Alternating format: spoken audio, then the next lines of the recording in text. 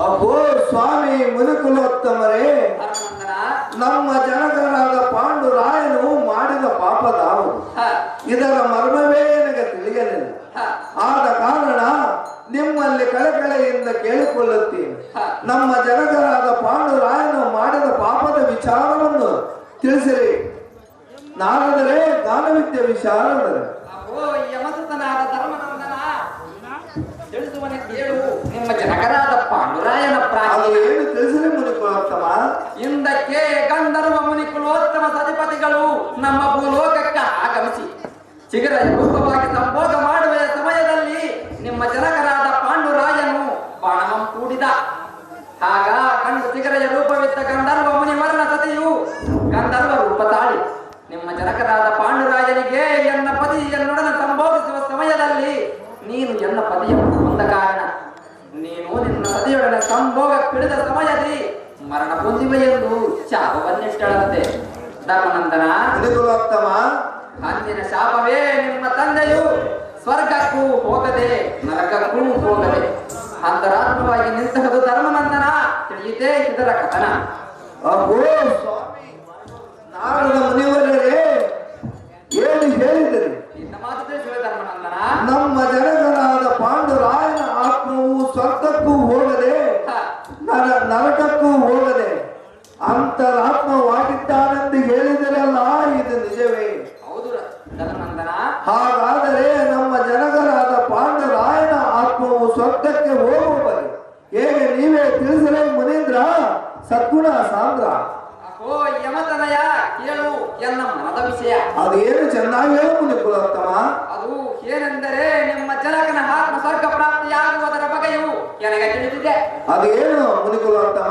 ಅದು ಏನೆಂದರೆ 16ರ ಪ್ರಾಯದ ತಲೆಯಲ್ಲಿ ಶೃಂಗವುಳ್ಳ ಬಾಲಕನ ತಲೆಯನ್ನು ಕತ್ತರಿಸಿ ಕಂಠದ ರಕ್ತ ದರ್ಪಣ ಮಾಡಿದರೆ ನಿಮ್ಮ ಜನಕನ ಆತ್ಮವು ಸ್ವರ್ಗ ಪ್ರಾಪ್ತಿಯಾಗುವುದು ಖಂಡಿತವೆಂದು ತಿಳಿಧರ್ಮನಂದನ. ತಿಳಿಯಿತೇ ಇದರ ಕಥನ. ಓ ಸ್ವಾಮಿ ನಾರದರೆ ಏನು ಹೇಳಿದರು? ಇಂಥ ಮಾತು ಹೇಳಿದ ಧರ್ಮನಂದನ. ನಮ್ಮ ಜನಕರಾದ 16 ವರ್ಷದ ಅರಿಯದ ಬಾಲಕನ ತಲೆಯಲ್ಲಿ ಶೃಂಗವೆಲ್ಲಿಯಾದರೂ ಇರುವುದೇ? ಇದು ಅಸಾಧ್ಯವೇ ಸರಿ. ಶೃಂಗವುಳ್ಳ ಬಾಲಕನ ಕಂಠ ರಕ್ತದಿಂದ ಜನಕರಾದ ಪಾಂಡುರಾಯನ ಆತ್ಮವು ಸ್ವರ್ಗ ಪ್ರಾಪ್ತಿಯಾಗುವುದೇ? ಇದು ಎಂತಹ ಕಠಿಣ ಸ್ವಾಮಿ ನಾರದ ಮುನಿಕುಲೋತ್ತಮರೇ. ಆ ಬಾಲಕನ ಎಲ್ಲಿರುವನು ಆತನು ನಮಗೆ ದೊರೆಯುವನೇ? ಇದು ನಡೆಯಲಾರದ ಸಂಗತಿ. ನಮ್ಮ ಜನಕರಾದ ಪಾಂಡುರಾಯನು ಸ್ವರ್ಗಸ್ಥ ಪ್ರಾಪ್ತಿಯಾಗಲಿ ಎಮ್ಮ ಮೇಲೆ ಕುಪಿತನಾಗಿ ಎಮಗೆ ಶಾಪ ಕೊಟ್ಟರೂ ಸರಿ. ಆ ಶಾಪದಿಂದ ನಮ್ಮ ಪಾಂಡು ವಂಶವೆಲ್ಲ ಸರ್ವನಾಶವಾದರೂ ಸರಿ. ಇದು ನಡೆಯಲಾರದ ಕಾರ್ಯ. ಮುನೀಂದ್ರ ಸದ್ಗುಣ ಸಾಂದ್ರ. ಧರ್ಮನಂದನ ಮುನಿಕುಲೋತ್ತಮ, ಇಂಥ ಬೇಸರದ ಮಾತನ್ನು ನುಡಿಯಲು ತೀಕ್ಷಣ ಎನ್ನ ಮಾತನ್ನು ಆಲಿಸಿ ಕೇಳು. ಅದೇನು ಚೆನ್ನಾಗಿ ಹೇಳು ಮುನಿಕುಲೋತ್ತಮ. ಅದು ಏನೆಂದರೆ ಬಾಯಾರಿ ಬಂದವನಿಗೆ ಭಗೀರಥಿಯ ದೊರೆತಂತೆ ಬಡತನದಲ್ಲಿ ಬೆಂದವನಿಗೆ ಧನ ಪ್ರಾಪ್ತಿಯಾದಂತೆ ನಿಮ್ಮ ಜನಕನ ಆತ್ಮ ಸ್ವರ್ಗಕ್ಕೆ ಕಳಿಸುವುದಕ್ಕೆ ಸೆರೆಯ ಮೇಲೆ ಕೊಂಗುಳ್ಳ ಬಾಲಕನಿರುವುದು ಖಚಿತ. ಅಹೋ ಯಮಸುತ, ಮುನಿಕುಲೋತ್ತಮ, ಆ ಬಾಲಕನನ್ನು ನೋಡಿಕೊಂಡು ಅವನ ಜೊತೆ ಮಾತನಾಡಿಯೂ ಬಂದನು. ಆದರೆ ಆ ಬಾಲಕನು ದೇವ ಸಂಭೂತನು ಮಹಾಪರಾಕ್ರಮಿಯೂ ಆಗಿರುವನು. ಧರ್ಮನಂದನ ಮುನಿಕುಲೋತ್ತಮ, ಶರದಿಂದ ಆಕಾಶದಲ್ಲಿ ಇಂದ್ರಧನಸ್ಸನ್ನು ನಿರ್ಮಿಸಿದಂತಹ ಕ್ರಮಾಂಕಿತನು ಅಂತವನನ್ನು ಸೇರಿಸಿ ಅವನ ಋಣ ಚೆಂಡಾಡಿ ಕಂಡ ನೆತ್ತರವನ್ನು ತರುವಂತಹ ನೀರನಾರು ಕಂಡಿಯ ಧರ್ಮಜ ಈ ಮಾತು ಸಹಜ. ಅಪ್ಪೋ ಸರಸ್ವತಿಯ ವರಕಂದನಾದ ನಾರದರೆ ಧರ್ಮನಂದನ ಆ ಬಾಲಕನು ದೇವ ಸಂಭೂತನೇ ಇದ್ದರೆ ಇರಬಹುದು. ಅದು ಏತಕ್ಕೆಂದರೆ ತಲೆಯ ಮೇಲೆ ಶೃಂಗ ಬೆಳೆಯಬೇಕೆಂದರೆ ನಮ್ಮಂತ ನರಮಾನವರಲ್ಲಿ ಹುಟ್ಟುವುದು ಸಾಧ್ಯವಿಲ್ಲ. ಆ ಪುಣ್ಯಾತ್ಮನು ದಾವ ದೇವ ಪುತ್ರನೋ ದಾವ ಧೀರ ಪುತ್ರನು ಆತನನ್ನು ಎನ್ನಲ್ಲಿಗೆ ಕಾಡಿ ಬೇಡಿ ಆದರೂ ಕರೆತರುತ್ತೇನೆ. ಸ್ವಾಮಿ ಸದ್ಗುಣ ಪ್ರೇಮಿ. ಅಹೋ ಧರ್ಮನಂದನ, ನಿನ್ನ ನುಡಿಯನ್ನು ಕೇಳಿ ನನಗೆ ನಗು ಬರುತ್ತಿದೆ. ಅದು ಏತಕ್ಕೆ ಮುನಿಂದ್ರ? ಆತನನ್ನು ಅಳಿಸುವೆನೆಂದು ಕರೆತರಿವೆಯೋ ಇಲ್ಲವೇ ಉಳಿಸುವೆನೆಂದು ಕರೆತರಿವೆಯೋ? ಧರ್ಮನಂದನ, ಹೀಗೆ ನೀನಿಂತ ಮಾತನಾಡಿದರೆ ನಿಮ್ಮ ಜನಕ ಬಾಲಕನಿಗೆ ಸ್ವರ್ಗ ಪ್ರಾಪ್ತಿ ಆಗುವುದರ ಬಗೆಯಾದರೂ ಹೇಗೆ? ಏನು ಮಾತನಾಡಿದ ಧರ್ಮನಂದನ ತಿಳಿಯದೋ ನಿನ್ನ ಈ ಮಂಕುತನ? ಆಹೋ ಶಾರದಿ ಕಂದನಾದ ನಾರದ ಮಾಡಿಸಿದರೆ ಅರ್ಜುನ, ಈ ನಿಮ್ಮ ಮಾತು ಸತ್ತವೇ ಸರಿ. ಹ, ಆದರೂ ಅಣ್ಣನಾದ ಧರ್ಮರಾಯನಿಗೂ ಇದು ತಿಳಿಯದು. ಹ, ಆದ ಕಾರಣ ನಿಮ್ಮಲ್ಲಿ ದಯದಿಂದ ಕೇಳಿಕೊಳ್ಳುವರು. ಆ ಬಾಲಕನ ಎಲ್ಲಿರುವನು ತಿಳಿದರೆ ಅವನನ್ನು ನಾನು ನೋಡುವರು. ಅವನ ದೇವ ಸಂಬುತನಾದ ದೇವಿಯವಾದ ದೇವ ಪುತ್ರನಾಗಿರಲು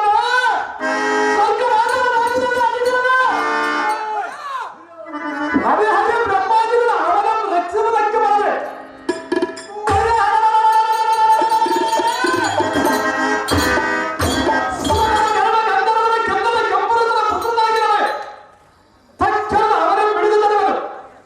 ತ್ರಿಲೋಕದ ವೀರ ಬಂದ ವೀರ ಭಕ್ತರ ಬಯಲು ನನಗೆ ಅಸಲ ಅನುದಾನದ ಸಾಧನೆ ತಡೆಯುವನೆ ಸ್ವಚ್ಛದ ಕೆಲಸದಲ್ಲಿ ನಾರದರೆ ಯಾರು ಎದ್ದಿದವರು ಕಾಣಿದರೆ ಓ ಫಲ್ಗುಣ, ನೀನು ಅಂತ ದುರಧೀರನೇ ಸರಿ. ಹಾ ಆ ಬಾಲಕನಿರುವ ಜಾಗವನ್ನು ಹೇಳುವೆ, ಚೆನ್ನಾಗಿ ಕೇಳು. ಅವರಿಗೆ ಚೆನ್ನಾಗಿ ಹೇಳು ಸ್ವಾಮಿ. ಹಿಮಾಚಲ ಪ್ರಾಂತದಲ್ಲಿ ಹಳದ ನದಿಯ ತೀರದಲ್ಲಿ ಅಮರೇಶ್ವರ ತೀರ್ಥದಲ್ಲಿ ಮಹಾವನ್ನು ಆಚರಿಸಿ ವೀರನಾಗಿ ಗರ್ವದಿಂದ ಇಂದ್ರದಾಸು ಕಟ್ಟಿ ನನ್ನ ಸರಿಸಮಾನನ ಈ ತ್ರೈಲೋಕದಲ್ಲಿಯೇ ಇಲ್ಲವೆಂದು ಗರ್ವದಿಂದ ಮರೆಯುತ್ತಿದ್ದಾನೆ. ಆದರೆ ಆ ಬಾಲಕನಿಗೆ ಈ ವಿಧಿಯ ಕಂಟಕವು ಆತನ ಕಾರ್ಯಕ್ಕೆ ಎದುರಾಗುವ ಧೀರರು ಇಲ್ಲವೆಂದು ಅಂತ ಧೀರನಿದ್ದರೆ ನೋಡಿಕೊಳ್ಳುವೆನೆಂದು ದಾರಿ ಕಾಯುತ್ತಿದ್ದಾನೆ. ನೀನು ಹೋಗಿ ಅದನ್ನು ತಿಳಿಯುವುದು ಸಾಧ್ಯವೋ ಅದು ನನಗೆ ತಿಳಿಯದು. ಆದರೆ ನನ್ನದೊಂದು ಫಲ್ಗುಣ, ಅವರಿಗೆ ಹೇಳು ಸ್ವಾಮಿ. ಅದು ಏನೆಂದರೆ ನಾರದರು ತಿಳಿಸಿದರೆಂದು ಮಾತ್ರ ಯಾರಿಗೂ ತಿಳಿಸಬಾರದು. ಅದು ಏತಕ್ಕೆಂದರೆ ಅಭಿನಂದಕ್ಕೆ ಸ್ವಾಮಿ. ನಾರದರು ಮಾಡುವುದೇ ಇಂಥ ಚಾಡಿಕೋರ ಕಾರ್ಯವೆಂದು ಜನರು ಮೊದಲೇ ಹಂದಾಡುವರು. ನಾವು ಮಾಡುವ ಕಾರ್ಯವು ಲೋಕ ಕಲ್ಯಾಣಕ್ಕಲ್ಲವೇ ಅರ್ಜುನ ಎನ್ನುಮಾನ.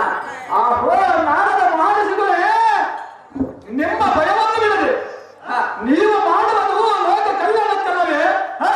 ಆಹೋ ಆಜ್ಞನಾದ ಧರ್ಮನಂದನ, ಅಪ್ಪೋ ಅರ್ಜುನ, ನಾನು ಈ ಹಳ್ಳದ ನದಿಯ ತೀರದಲ್ಲಿ ಅಮರೇಶ್ವರ ತೀರ್ಥ ಯಾತ್ರೆಯಕ್ಕೆ ಹೋಗಿ ಆ ಬಾಲಕನ ಕುಳಿಕೆ ಚಂಪದಿಂದ ನಡೆಯುವ ಅವನ ಸಂಪನ್ನು ಬರೆದು ಅವನ ಕಂಠದಲ್ಲಿ ಬರುವ ರಕ್ತವನ್ನು ತಂದೆಗೆ ತರ್ಪಣೆಯನ್ನು ಮಾಡಿ ಆತನ ಆತ್ಮವನ್ನು ಸ್ವರ್ಗ ಪ್ರಾಪ್ತಿಯನ್ನು ಮಾಡಿಸಿದರು. ಆಹೋ ಅಗ್ಗಜ, ಧನಂಜಯ, ಎನ್ನಲ್ಲದೆ ಸಾಲಿಯವಾಗಿ ಬಾಯನ್ನು ಎಂದಿಗೆ ಆಶೀರ್ವಾದವನ್ನು ಮಾಡು. ಆಹೋ ಅಗ್ಗಜ ಎಂಬ ನುಡಿಗೆ ಕೇಳು. ಅದೇನು ಚೆನ್ನಾಗಿ ಹೇಳು.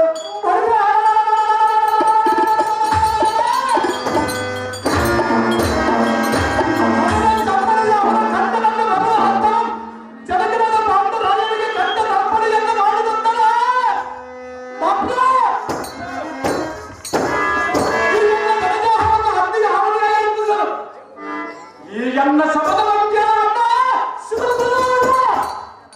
ಅಪ್ಪೋ ಅನುಜನಾದ ಫಲ್ಗುಣ, ಅಹೋ ಅಗ್ಗಜ, ನಿನ್ನ ಶಪಥವನ್ನು ಕೇಳಿ ನನಗೆ ದಿಗ್ಭ್ರಮೆ ಆಗುತ್ತದೆ.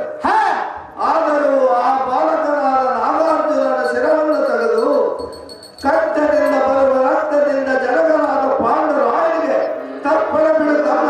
ಇದೇ ನನ್ನ ನೇಮ. ನಿನ್ನ ಇಷ್ಟದಂತಾಗಿ ಬಂದಿದೆ. ಹೋಗಿ ಬರುವಂತಹವನಾದ ಪಾತ್ರ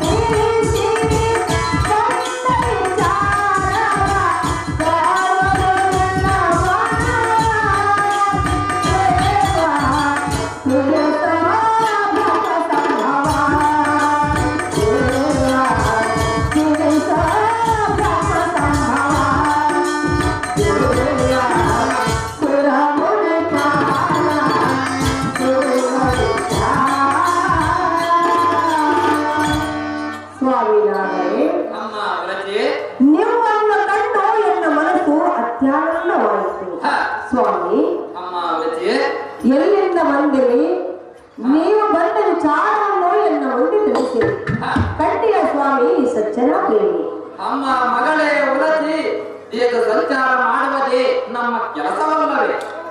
ನಮ್ಮ ಸಂಚಾರದ ವಿಷಯ ಆಗಿರಲಿ. ಅಯ್ಯೋ ಪಾಪ, ನಿನ್ನದೇ ಮರ್ಮವನ್ನು ನಿನ್ನ ಪದೆಯನ್ನು ಮರೆತು ಹೇಗಿರುವೆಯಮ್ಮ. ನಿನ್ನದು ಕಲ್ಲು ಜನ್ಮವಮ್ಮ, ಸರ್ಪರಾಜನ ಪುತ್ರಿ ಕೋಮಲಗಾತ್ರಿ. ಕೋರಲೆ ಹೋಗೋ ಕೋತ ಬಂದೆಯ ಮೂಲೆವಾದ ತಿಳಿಯಾದ ನಿನ್ನೆ ಮನನ ವಿಚಾರ.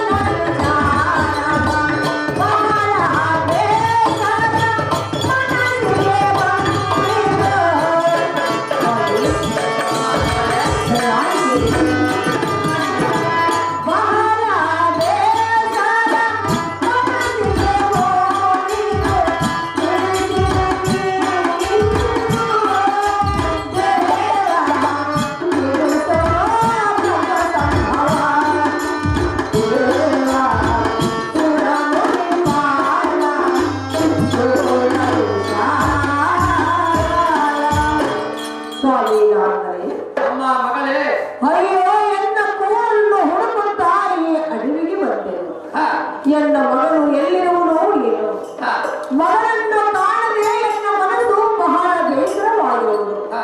ನನ್ನ ಮಗನು ಎಲ್ಲಿರುವನು ತೋರಿಸು ಸ್ವಾಮಿ ಸಜ್ಜನ ಪ್ರೇಮಿ. ಅಮ್ಮ ಉಲಸಿ, ನಿನ್ನ ಕಣ್ಣನಿಗೆ ನಮ್ಮ ಸುಖವಾಗಿಯೇ ಇದ್ದಾನೆ.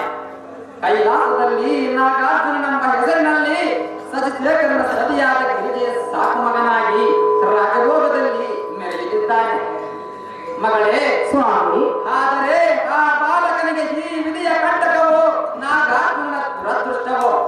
ಆತನ ಪ್ರಾಣ ಉಳಿಯುವುದೇ ಕಠಿಣವಾಗಿದೆ ಎಂಬ ಉಲಸಿ, ಬೀಳುವ ಸಮಯವಿದೆ ನಿನ್ನ ಕಣ್ಣನ ಪ್ರಾಣ ಕಳಿಸಿ. ಸ್ವಾಮಿ, ಅಮ್ಮ ಮಗಳೇ, ಅವನೇ ಎನ್ನಾಗೆ ಸಂಪದವೋ, ಅವನೇ ಎನ್ನಾಗೆ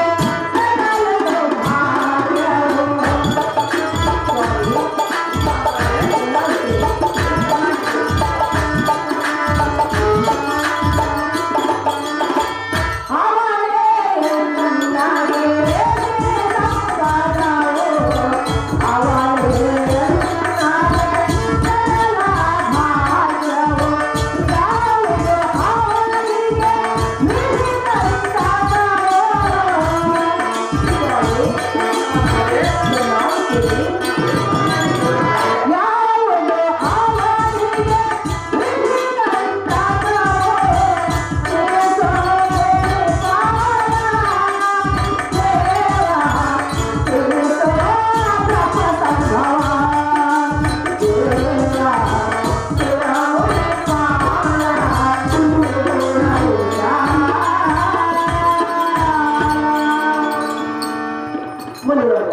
ಅಮ್ಮ ಮಗಳೇ, ಎನ್ನ ಮಗನೇ ಇಲ್ಲಿಗೆ ಸಿರಿ ಸಂಪತ್ತು.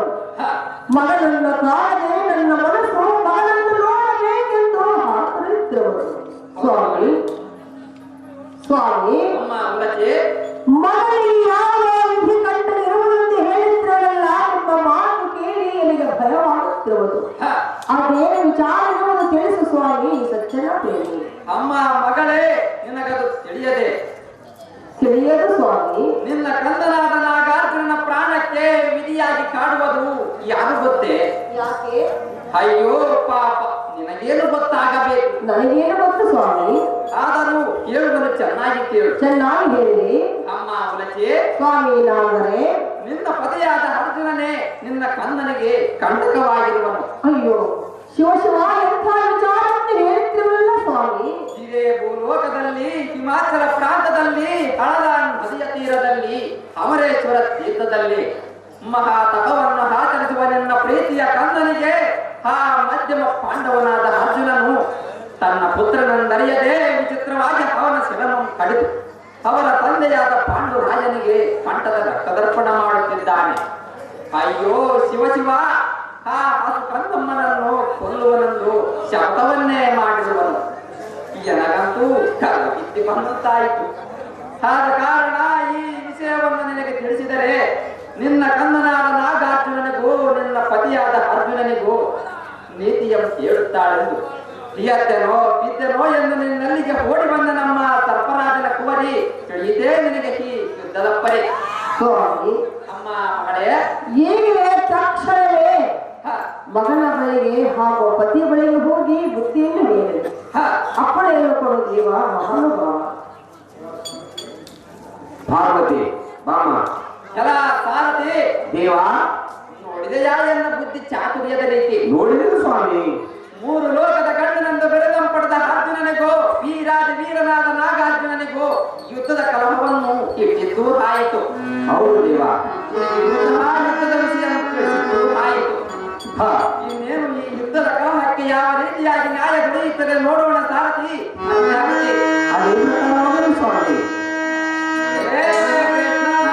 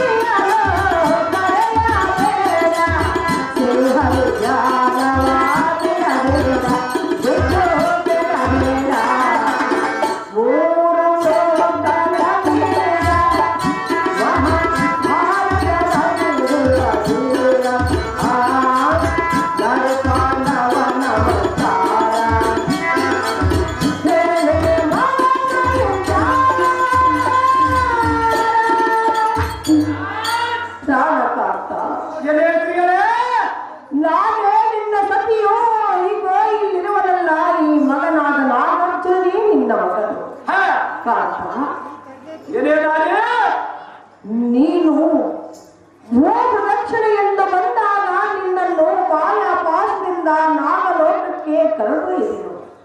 ಆಗ ನೀನು ನನ್ನನ್ನು ಒಪ್ಪಿಕೊಂಡು ಗಾಂಧರ್ವ ವಿಧಿಯಿಂದ ಲಗ್ನವನ್ನು ಮಾಡಿಕೊಂಡೆ.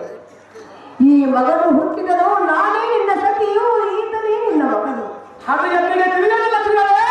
ಮಗನನ್ನು ಕೊಂದು ಲೋಕದಲ್ಲಿ ಅಪಕೀರ್ತಿಯನ್ನು ಪಡಬೇಡ, ಶ್ರೀಹರಿ ಧ್ಯಾನವನ್ನು ಬಿಡಬೇಡ ಕಾಂತ ಗುಣವಂತ.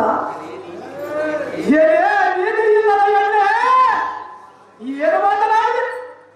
ನಿನಗೆ ಕರೆಗಟ್ಟಿದ ಮಾಡ ಹೇಗೆ? ನೀನನ್ನೇ ನನ್ನ ಸತಿಯಲ್ಲಿ ನಾನಲ್ಲಿ ನಿನ್ನ ಪತಿಯಲ್ಲಿ ಈ ಮಧ್ಯ ಪಾಂಡವನಿಗೆ ಈ ಮೂಲಕ ಮಾನವನಿಗೆ ನಿನಗೆ ಅದು ಹುಚ್ಚು ಹಿಡಿದ ಮಾಡ ಹೇಗೆ? ಹುಚ್ಚು ಹಿಡಿದಂತೆ ಕಾಣುತ್ತದೆ. ಸರಿಯ ಮೂರ್ಖರೇ ಕಾಂತ ಗಂಡ ಕಲಿಗಳ ಗಂಡ ತಿಳಿದ ತನ್ನ ಅಧಿಕರವ ಗಂಡನಿಗೆ ಜನ್ಮ ನೀಡಿದವಲ್ಲ ಆ ಸತಿಯು. ಸರಿಯ ಮೂರ್ಖರೇ ಕಾಂತ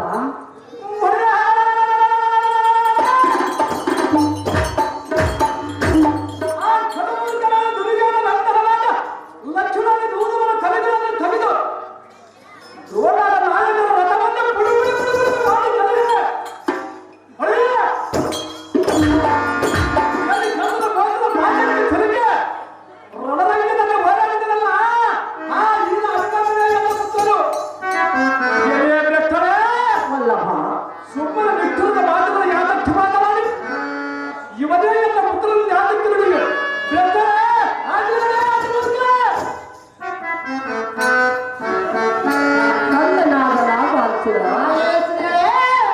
ನೀನಾದರೂ ಎನ್ನ ಮಾತನ್ನು ಕೇಳಬಾರದು ಪುತ್ರ. ಕೇಳಬೇಡ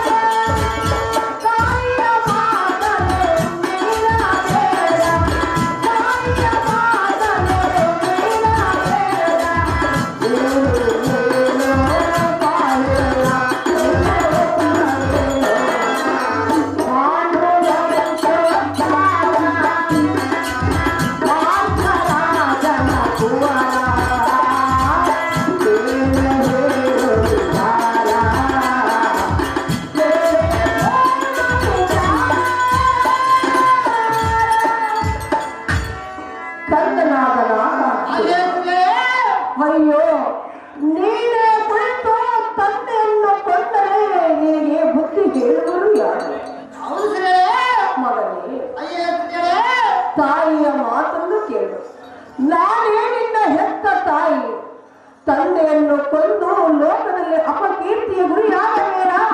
ಎನ್ನ ಮಾತನ್ನು ಮೀರಬೇಡ ಪುತ್ರ. ಕೋಮಲ ಗಾತ್ರ ಕಂದ,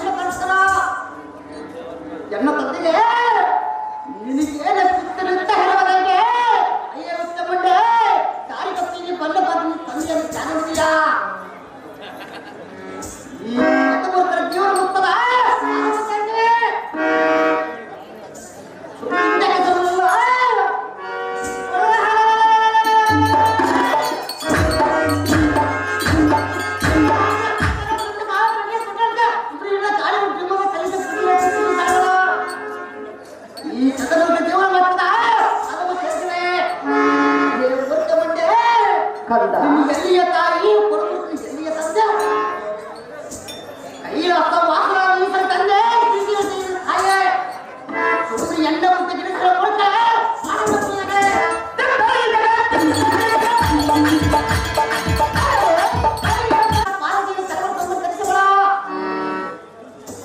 ಈ ತಿಳಿ ಮೂರ್ತಿಗಳನ್ನು ಈ ಸಭೆಯನ್ನು ತಡೆಸಕ್ಕೆ ಹೊರಗಲ್ಲ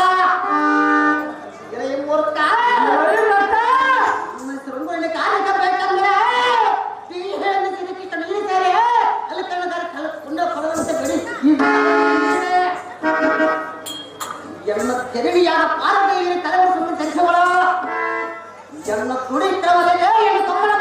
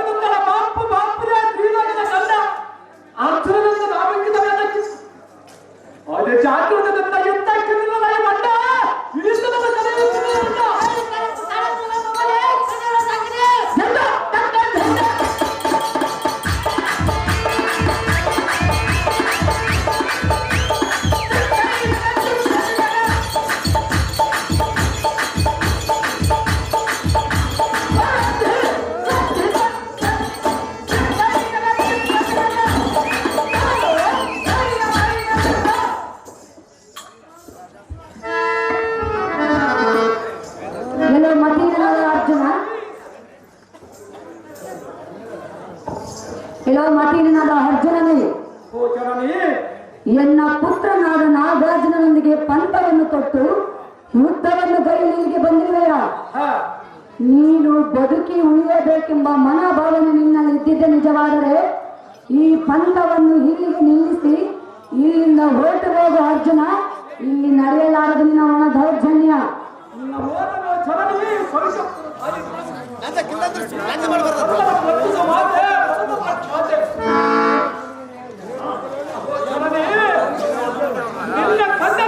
ಇವನಿಗೆ ನಾನು ಬಾಣವನ್ನು ಒಡೆಯಲಲ್ಲ. ಇವನಲ್ಲಿದ್ದ ಗರ್ವ ಕಂಡವ ಕನಜಿ ಕಂಡವ.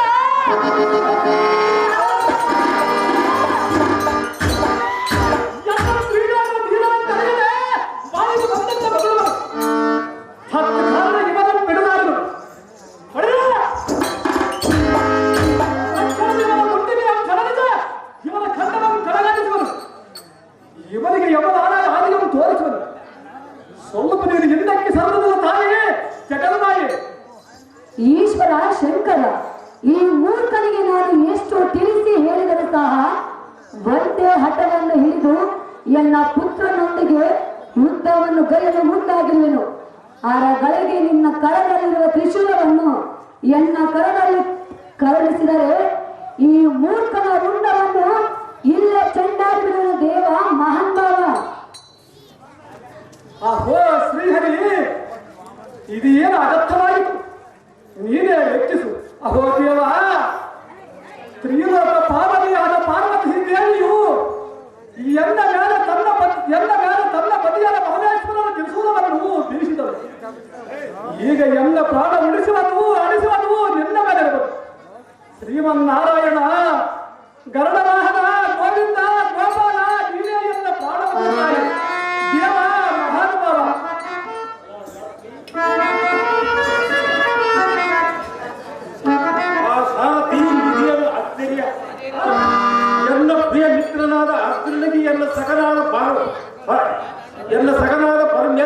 ಅರ್ಧಾಂಗಿನಿಯಾದ ಪಾರ್ವತಿ ದೇವಿಯು ಶಿವನ ತ್ರಿಶೂಲ ಬಿಟ್ಟಂತಿದೆ.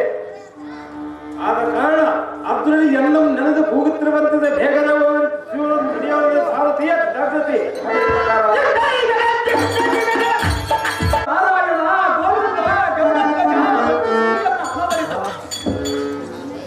ನಾರಾಯಣ ಎಲ್ಲ ಕನಕನದ ಪಾಂಡವರಾಯನಿಗೆ ಕಂಠ ತರ್ಪಣಿಯನ್ನು ಮಾಡುವುದಕ್ಕೆ ಈ ಬಾಲಕನಾದ ನಾಗಾರ್ಜುನನ ಪಡೆದು ಒಯ್ಯುವರನ್ನು ಯುದ್ಧಕ್ಕೆ ನಿಂತ ಸಮಯದಲ್ಲಿ ಈ ಗಿರಿಧಾಮಾತೆಯು ಎಲ್ಲ ಕಂಡು ಎಲ್ಲ ಗಾಯ ಬೀಸಿದರು.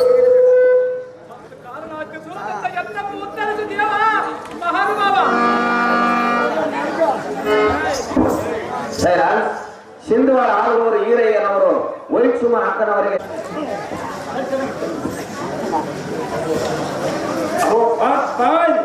ತನ್ನ ಕಂದನ ಪ್ರಾಣ ಹೋಗುವಂದು ತಿಳಿದು ಯಾವ ತಾಯಿ ಸುಮ್ಮನಿರುವಳು? ಎನ್ನ ಸಗನಾದ ಈಶನ ತ್ರಿಶೂಲಕ್ಕೆ ಪ್ರತಿಯಾಗಿ ಎನ್ನ ಸುದರ್ಶನ ಚಕ್ರವನ್ನು ತಕ್ಷಣವೇ ಬಿಡುವ. ಅರ್ಜುನ ಆಗ ತಿಳಿಯುವ ನೋಡುವ ಗಣಗರ್ಜನ.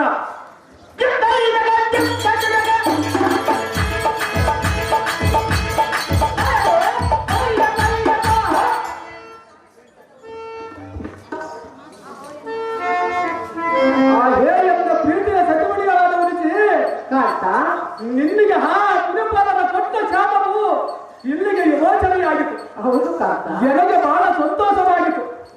ಸತಿ ಸುತನಂ ಕಂಡು ನಾನೇ ಬೆನ್ನನು. ಅಹೋ ಶ್ರೀಹರಿ, ಏನಿದು ನಿನ್ನ ಮಾಯ? ಎಲ್ಲ ಸತಿ ಸುತನ ಪರಿಸರ ದೇವ ಮಹಾನುಭಾವ ಪ್ರಾಣಕಾಂತ. ಅಹೇ ಶ್ರೀಗಳೇ, ನಮ್ಮಿಬ್ಬರ ಪ್ರೀತಿಯ ಕಂದನೇ ನಾಗಾರ್ಜುನನು. ಈಗ ನಾನು ಮಗನನ್ನು ಹತ್ತಿರಕ್ಕೆ ಕರೆದುಕೊಂಡು ಮುತ್ತಾಡು. ಖಂಡಿತ ಕಾಂತ ಗುಣವಂತ. ಆಹೋ ವೀರನಾದ ಎಲ್ಲ ಕುಮಾರನೇ, ನಿನ್ನ ಪರಾಕ್ರಮಕ್ಕೆ ನಾನು ಮೆಚ್ಚಿದನು ಬೇಗನೆ. ನೀನು ತಂದೆಯನ್ನು ಮೀರಿಸುವಂತ ಕಂದನು, ನೀನು ಎಲ್ಲ ಪುತ್ರನೇ ಸೆರೆ. ಅಹೋ ಶ್ರೀಕೃಷ್ಣ ಪರಮಾತ್ಮನೇ, ಈ ನನ್ನ ಕಂದನಾದ ನಾಗಾರ್ಜುನನ್ನು ಸಂಪರಿಸಿ ತನ್ನ ರಕ್ತದಿಂದಲೇ ಎಲ್ಲ ಜನಜನದ ಪಾಂಡುರಾಯನಿಗೆ ಕಂಠ ತರ್ಪಣೆಯನ್ನು ಮಾಡಲಾಗತ್ತು. ಹಣ್ಣಗಳ ಧರ್ಮರಾಯನಿಗೆ ವಚನವನ್ನು ಕೊಟ್ಟಿರುವರು. ಅಯ್ಯೋ, ಈ ನಮ್ಮ ಮುತ್ತು ಕಂದನನ್ನು ನಾನೆಗೆ ಹರಿಸಲು ಇದು ಮಾತ್ರ ಸಾಧ್ಯವಿಲ್ಲದ ಕೆಲಸ. ಅಹೋ ಶ್ರೀಕೃಷ್ಣ ಪರಮಾತ್ಮನೇ, ಈ ಅನ್ನದಂತೆ ಭಿನ್ನಪವನ್ನು ಕೇಳು ಬೇಗನೆ. ತಂದೆಯ ಆತ್ಮವನ್ನು ಸ್ವರ್ಗಕ್ಕೆ ಕಳುಹಿಸುತ್ತಾರೆ.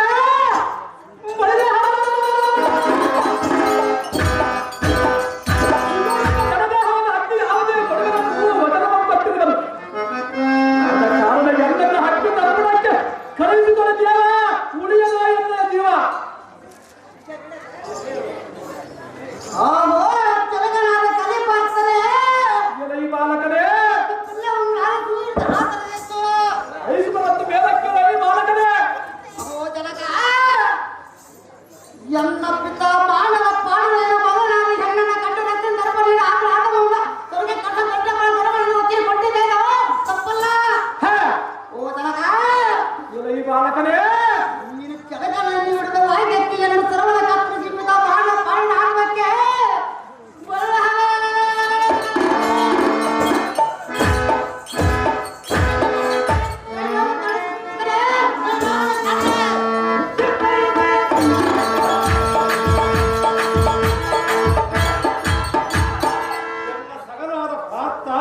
ನಿನ್ನ ಕಂದನಾದ ನಾರಾಯಣ ನಿನ್ನ ಮಾತನ್ನು ನಡೆಸುವುದಕ್ಕಾಗಿ ತನ್ನ ಶಿರವನ್ನು ತಾನೇ ಕತ್ತರಿಸಿಕೊಂಡು ಇದ ಮಹಾರಾಜನಾದ ಪಾಂಡುರಾಯನನ್ನು ನಡೆಸುವರು.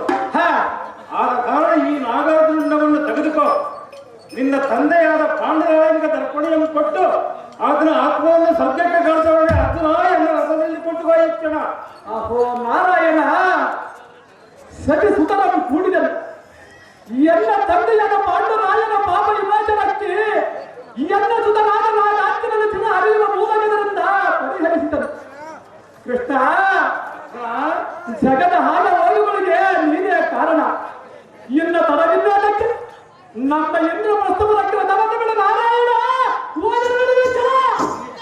ಅರ್ಜುನ ಹೋಗಡಿ ಇಚ್ಛೆ